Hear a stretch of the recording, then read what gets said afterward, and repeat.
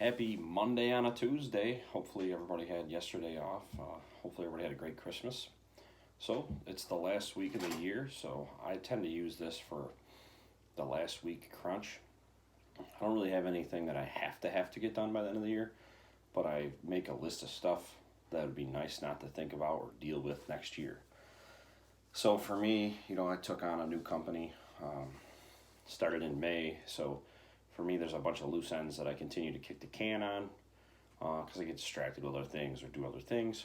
So this week, I'm going to try to buckle down and make sure that I get a good amount of that list done. We'll see what happens. Again, none of it's crucial, none of it has to happen, but it's one of those things to use the end of the year coming for a little extra push, a little extra motivation so that I don't think about it in 2023 and we can be moving forward instead of thinking about some of the things, one of the things I want to do is just go through and fix all the categorizations of the business so that I can really understand where we spent money and how we spent money in 2022 so that I can understand and realize the savings or increases to expenses for those buckets of items. And currently it's all over the board. There's been 2 or 3 people managing the books. So it's really just kind of getting everything organized in a way that I can manage it. There's also some loose end stuff for the apartments and things like that. But it's really just try to spend the next 4 days getting things to a really good place. We'll see if I get there or not, but I like to do that to myself just to see if I can get a nice jump on putting some things behind me that I don't need to think about. Part of the categorization thing is really, it's so important to know where your money is going in your personal life, but also massively important in your business. And, it helps you focus on where you want to spend your time to save money. I've shared some videos. We've done some things already that I'm looking forward to seeing the results of. We had some software. We had, user licenses, too many of them. We only really needed to be paid for 2. The rest of the team could be on a free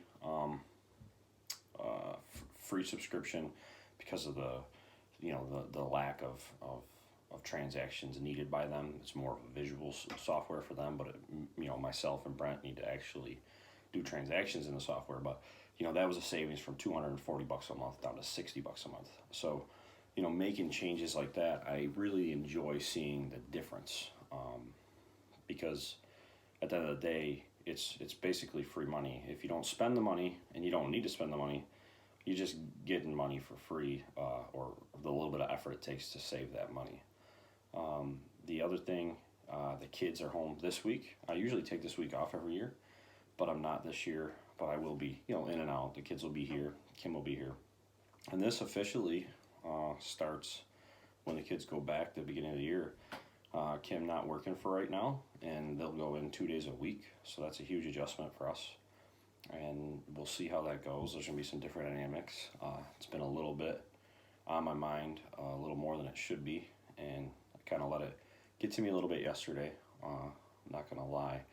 But, that happens to us. Things creep up on us, and we got to remind ourselves how little the problems we're making are, or that they're not even really problems. We're just making them into problems. But, we're going through a family dynamic change with reducing income, changing how much we're all in the house together, which should be a good thing, but it also has some, pros and cons to it because, having the kids around all the time is a big change.